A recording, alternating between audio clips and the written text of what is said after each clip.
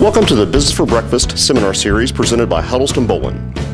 Business for Breakfast seminars provide very practical information for business people on topics ranging from sales and marketing to customer service, employee relations, technology, and accounting. For information about upcoming seminars, go to www.huddlestonbolin.com/events. To view videos of past seminars, visit e4b-huddlestonbolin.com. Today's seminar is selecting the right media for your ads. Our guest speaker is Krista Hamra, Marketing Director at Motion Masters. Co-sponsors for this seminar are Huddleston Bolin LLP, the Small Business Administration, and SCORE. Today, and I know this is a really, really detailed slide. I put a lot of thought and effort into that.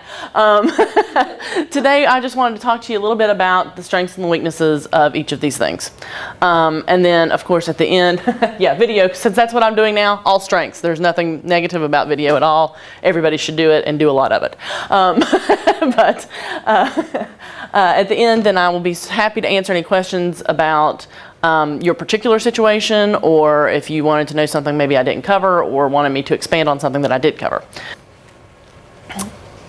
So some of the strengths of newspaper are that you have a high reach of a certain demographic, because, and so counteractive is the negative side, in that you probably don't read a newspaper. You've probably not read a newspaper in forever, although being a law student, maybe that's incorrect.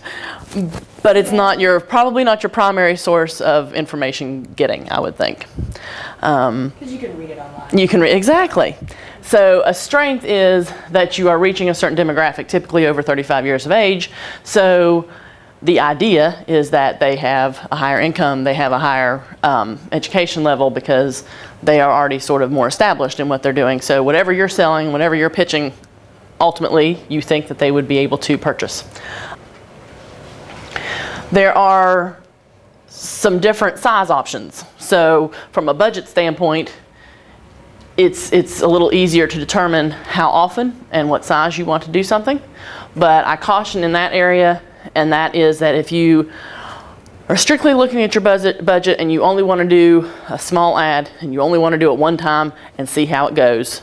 I can't tell you the number of people who have said that over the years, and I want to hurt them every time, because, yeah. How's that going to go? That's going to go poorly. That's going to go very poorly. Now, if you want to do a small ad and spread it out over the course of time, that's a great idea. Also, in things like a niche publication, there is very little waste.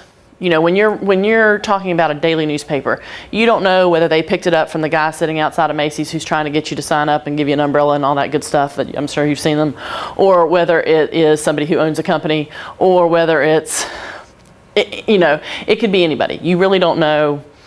You don't have a clear idea of what their demographics are, and when they give you the demographics, there's not necessarily a focus. When you're working with a niche publication, there certainly is a focus. You have very specific demographics, and you know who you're trying to reach. Some of the weaknesses of print, there are too many other instant gratification mediums nowadays, for lack of a better term. You can't, the newspaper is not necessarily going to make you run out and do something. Whereas a lot of the things that you see online, particularly with things like Living Social, they are going to make you excited. They're going to make you act now. And they're going to give you that sense that you have to do it now. Circulation of most publications is declining. And that, again, is due to everything else that is feeding our senses, I suppose, and coming into our world as more in-your-face stuff. And people are busier, and people don't want to sit down and read, and it's just awful. It's very sad.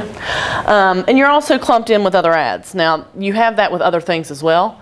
But TV, at least your 30 seconds is just your 30 seconds. In newspaper, you're going to have 2 or 3 other ads on the same page, possibly. Unless, of course, you buy big enough that you can dominate the page. TV strengths. Almost everybody has a television. Everybody watches television to some degree. It does, as I said before, it does provide sight, sound, motion, and emotion. And the TV stuff finds you. You don't find it. For instance, if you're watching the show, that commercial is going to come up. You don't have to go looking for that commercial. If if it's on the web and you're searching for something, you're Googling this and Googling that, you're sort of looking for it instead of the other way around.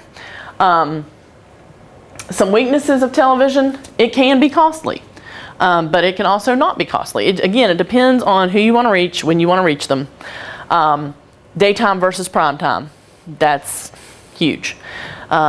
Typically in television, your daytime parts minus news are going to be your least expensive.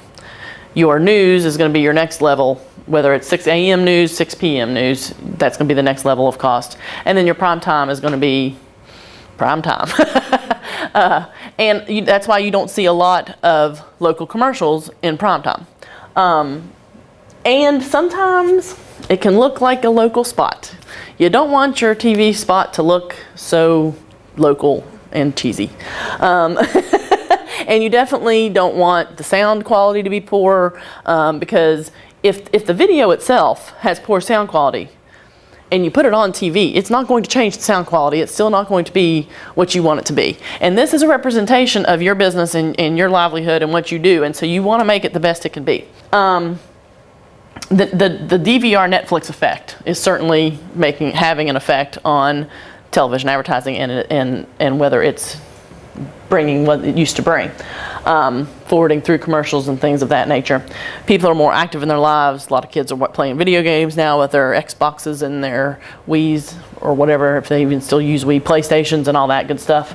So those are some things to consider too, but I definitely think that television is an effective medium. Daily deal sites. So since not as many people are familiar with them, it is, let's see if I can get to I don't think I can get from there, can I? Oh, I can, look at that.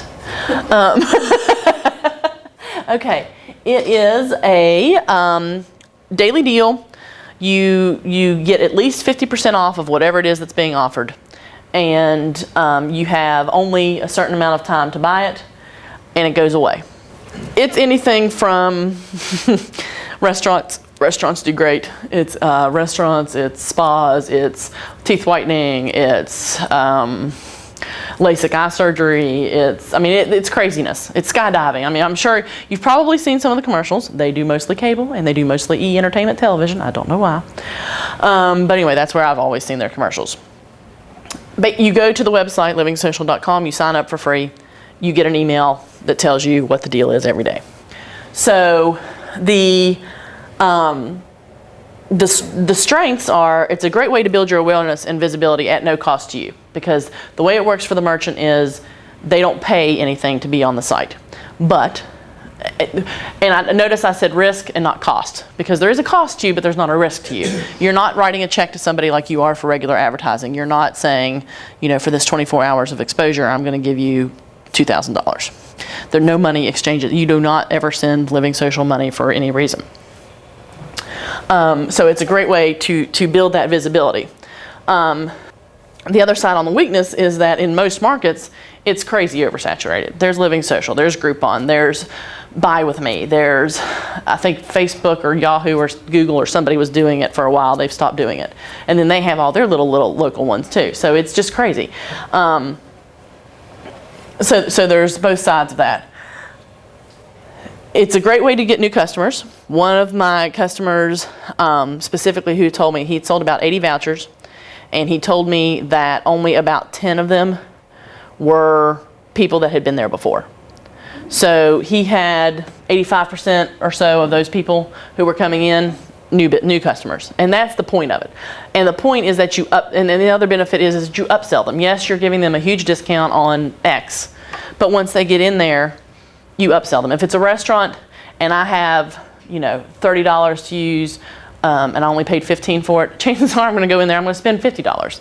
So, and then they you tend to come back if it's a place you've never tried. I have only been at Motion Masters for a little over a month now. Started on Halloween. Ooh. But there are thousands of ways that you can use video to bump your exposure, to actually increase your bottom line. First, the two obvious ones are TV commercials and web videos. Web videos are ginormous now. They are what is happening, and for several reasons. One, because for your search engine optimization, Google's going to recognize a video, especially if you're using the right keywords, before they're going to recognize words, just text.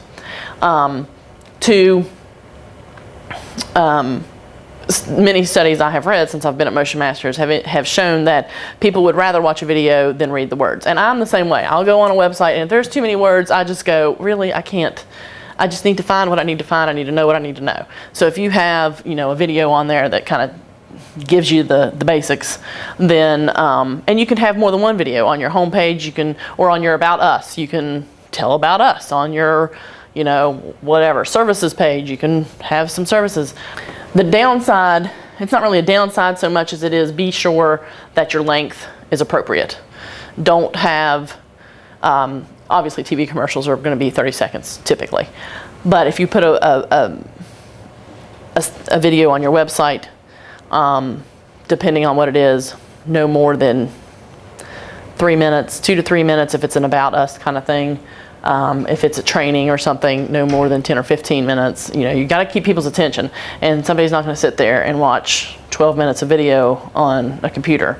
If I'm going to do that, I just assume read whatever it is you have to say, because I could probably read it faster than I can watch it.